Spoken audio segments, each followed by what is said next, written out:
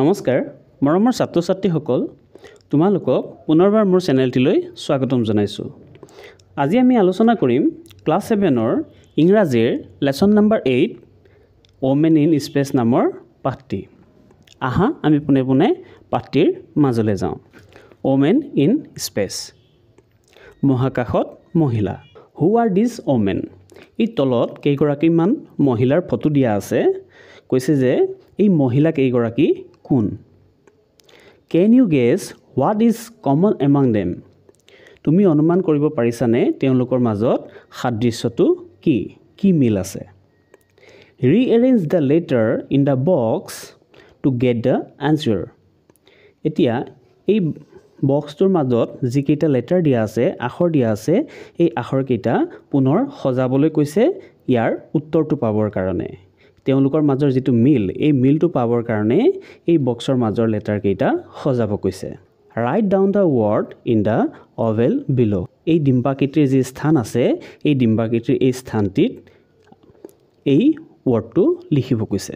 এই লেটাৰকেইটা যদি আমি সজাওঁ তেন্তে পাম ইয়াৰ উত্তৰটো হ'ব এষ্ট্ৰনটছ। অৰ্থাৎ এই গোটেই কেইগৰাকী মহিলাৰ মাজৰ যি সাদৃশ্য, এই সাদৃশ্যটো হৈছে এষ্ট্ৰনটছ অৰ্থাৎ মহাকাশ যাত্ৰী। এই গোটেই কেইগৰাকী হৈছে মহাকাশ যাত্ৰী। Did you guess the word? তুমি শব্দটো অনুমান কৰিবলৈ পাৰিলানে? All these women are famous astronauts. এই গোটেই কেইগৰাকী মহিলা বিখ্যাত মহাকাশ যাত্ৰী। Can you recall the name of any other astronauts? আৰু তুমি এওঁলোকৰ বাহিৰেও আৰু মহাকাশচাৰীৰ নাম তোমালোকে মনত পেলাব পাৰিবানে, ক'ব পাৰিবানে? নিশ্চয় আমি ক'ব পাৰোঁ ৰাকেশ শৰ্মা, নীল আৰ্মষ্ট্ৰং, এওঁলোকেও মহাকাশলৈ গৈছিল। ইন পেয়াৰ্ছ, যুটীয়াভাৱে। Make a list of the things astronauts do. এতিয়া যুটীয়াভাৱে তোমালোকক মহাকাশ যাত্ৰীয়ে কি কি কাম কৰে তাৰ এখন তালিকা প্ৰস্তুত কৰিবলৈ কৈছে। Then read the lesson about an astronaut who was born in India. এতিয়া লেচনটি পঢ়িবলৈ কৈছে আৰু এই লেচনটিত ভাৰতবৰ্ষত জন্মগ্ৰহণ কৰা এগৰাকী বিখ্যাত মহাকাশ যাত্ৰীৰ বিষয়ে দিয়া আছে। ময়ূৰী এণ্ড মানস আৰ ক্লাছমেটছ। ময়ূৰী আৰু মানস তেওঁলোক দুয়োজন সহপাঠী। ক্লাছমেট মানে হৈছে সহপাঠী, একে ক্লাছতে পঢ়ে। On their way to school, তেওঁলোক স্কুল যোৱাৰ পথত they discuss the project to be submitted on science day. তেওঁলোকে স্কুল যোৱাৰ পথত ছায়েন্স ডেৰ দিনা প্ৰত্যেক বছৰে আমাৰ ভাৰতবৰ্ষত 28 ফেব্ৰুৱাৰী তাৰিখে ছায়েন্স ডে বিজ্ঞান দিৱস উদযাপন কৰা হয়। এই বিজ্ঞান দিৱসত জমা দিব লগা প্ৰকল্পটোৰ বিষয়ে তেওঁলোকে স্কুল যোৱাৰ পথত ময়ূৰী আৰু মানসে আলোচনা কৰি গৈছিল। Manas: hello' Mayuri, have you completed the project on women in space? মানসে ময়ূৰীক সুধিছে যে মহাকাশত মহিলা ওমেন ইন স্পেচ নামৰ যিটো প্ৰজেক্ট দিয়া আছিল, সেই প্ৰজেক্টটো তুমি কমপ্লিট কৰিলানে? ময়ূৰীয়ে উত্তৰ দিছে, য়েছ, হয়, ইট ইজ অলমষ্ট কমপ্লিট। এইটো প্ৰায় শেষ হৈছে। অৰ্থাৎ প্ৰজেক্টটো প্ৰায় শেষ হৈছে বুলি ময়ূৰীয়ে কৈছে। I wrote about Kalpana Chawla the astronaut. মই মহাকাশচাৰী কল্পনা চাওলাৰ বিষয়ে লিখিছোঁ। এই বুলি ময়ূৰীয়ে মানসক উত্তৰ দিছে। Have you read anything about her? তুমি তাইৰ বিষয়ে অৰ্থাৎ কল্পনা চাওলাৰ বিষয়ে তুমি কিবা পঢ়িছানে? মানসে কৈছে, অ' য়েছ, হয়, India's first satellite built to study weather conditions was named Kalpana 1 after her. ভাৰতবৰ্ষৰ প্ৰথমটো উপগ্ৰহ, মনত ৰাখিবা ছেটেলাইট মানে হৈছে উপগ্ৰহ। ভাৰতবৰ্ষৰ প্ৰথমটো উপগ্ৰহ, যিটো উপগ্ৰহ বনোৱা হৈছিল বতৰৰ অৱস্থা সম্বন্ধে অধ্যয়ন কৰিবলৈ, সেই উপগ্ৰহটোৰ নাম কল্পনা চাওলাৰ নামেৰে ৰখা হৈছিল আৰু নাম হৈছে Kalpana 1। Mayuri: yes, I read about it on the internet. আৰু ময়ূৰীয়ে কৈছে যে হয়, মই এই সম্বন্ধে ইণ্টাৰনেটত পঢ়িছিলোঁ। Manas: it was an important piece of news at that time. মানসে কৈছে যে এইটো সেই সময়ৰ এটি অতি গুৰুত্বপূৰ্ণ বাতৰি আছিল। I read about Kalpana Chawla's death in a space shuttle accident.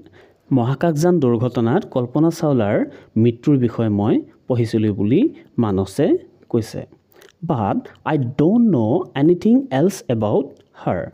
কিন্তু মই ইয়াতকৈ আৰু অৰ্থাৎ কল্পনা চাওলাৰ বিষয়ে ইয়াতকৈ আৰু অধিক নাজানো। Can you tell me something about her? তুমি মোক তাইৰ বিষয়ে অৰ্থাৎ কল্পনা চাওলাৰ বিষয়ে কিছু ক'ব পাৰিবানে? I am so curious to know. মই অতি আগ্ৰহী কল্পনা চাওলাৰ বিষয়ে জানিবৰ বাবে মানস অতি আগ্ৰহী এই কথা ময়ূৰী কৈছে। ময়ূৰী, well, as far as I know, Kalpana Chawla was born in 1961 at Karnal in Haryana.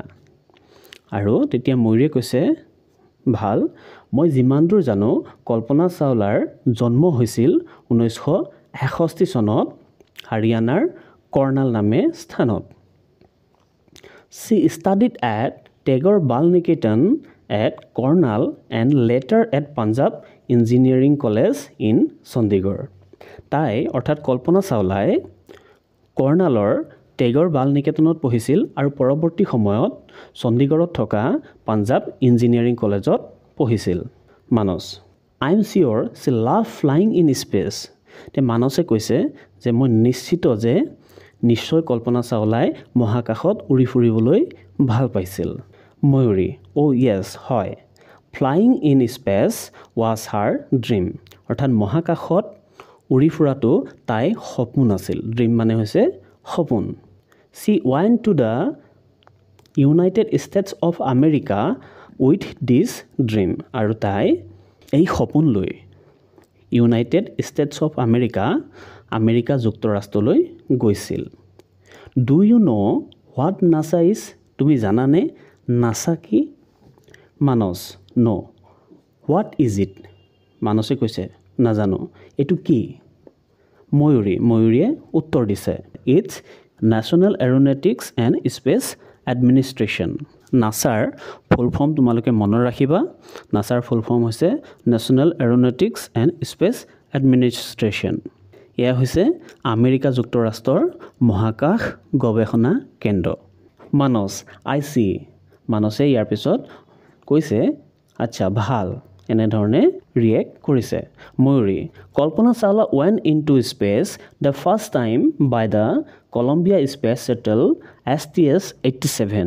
কল্পনা চাওলাই প্ৰথমবাৰৰ বাবে মহাকাশলৈ গৈছিল Columbia space shuttle STS-87। Columbia space shuttle STS-87 এইখন হৈছে মহাকাশযান।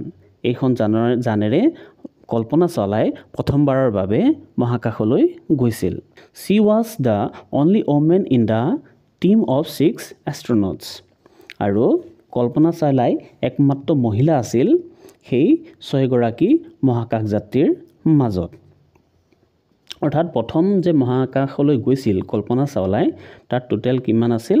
6জন মহাকাশচাৰী আছিল আৰু সেই কেইগৰাকীৰ ভিতৰত কল্পনা চাওলাই আছিল একমাত্ৰ মহিলা মহাকাশচাৰী।